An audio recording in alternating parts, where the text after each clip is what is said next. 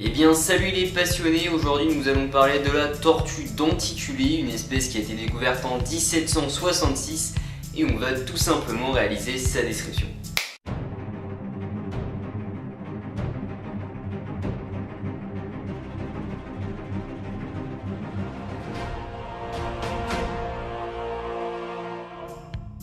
Donc la tortue denticulée, une espèce qui se retrouve dans différents pays, que ce soit le Venezuela, la Colombie, le Pérou, la Bolivie, le Brésil ou encore la Guyane.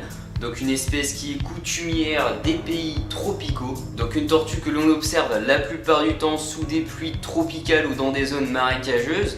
Donc c'est une espèce qui a l'habitude de se développer dans des zones où l'humidité est assez importante. C'est pour cela que si vous l'élevez chez vous, il faudra lui apporter tous les besoins nécessaires, donc c'est-à-dire une température comprise entre 26 à 28 degrés le jour et de 24 à 25 degrés la nuit, et comme toute espèce tropicale qui se respecte, une hygrométrie comprise entre 70 à 80%.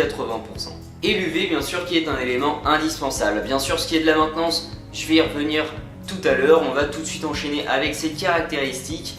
Alors la tortue denticulée, c'est une espèce qui se caractérise principalement par une carapace allongée,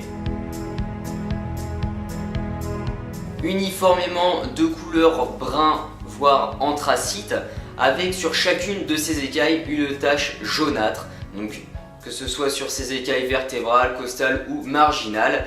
Et enfin, ce qui est de ces parties molles qui sont eux aussi de couleur brun voire anthracite, possèdent légèrement, donc sur un individu à un autre bien sûr ça peut être une grande différence, des petites taches jaunâtres également, que ce soit sur ses pattes, sur sa tête ou encore sur sa queue. Enfin l'âge adulte, c'est une espèce qui peut mesurer 82 cm de longueur. Et si jamais vous désirez élever chez vous, il faudra vraiment optimiser les cachettes étant donné que c'est une espèce qui est assez discrète. Elle se cache souvent sous des troncs d'arbres, dans des broussailles. On peut d'ailleurs l'observer dans la pénombre de la forêt, dans son milieu naturel. Elle déteste la lumière vive. C'est vraiment une espèce qui est très discrète.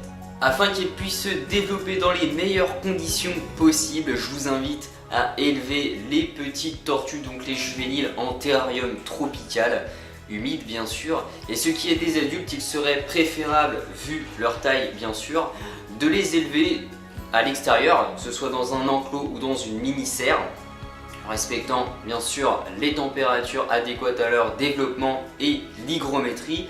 L'avantage de l'enclos de la mini-serre, c'est que l'hygrométrie, vous pouvez tout simplement réaliser un petit bac d'eau, un tout petit bassin où elles vont pouvoir bien sûr aller dedans. Optimiser également la végétation, puisque comme je viens de vous le dire, c'est une espèce qui est très discrète et elle aime se cacher. N'hésitez pas également à ajouter de la paille dans les cabanes où elles vont tout simplement aller dormir ou se reposer. Et ce qui est du régime alimentaire, il faudra vraiment varier leur nourriture, riche en fibres également. Et ce qui est des juvéniles, il ne faudra pas hésiter à leur donner des souriceaux 1 ou 2 fois par semaine.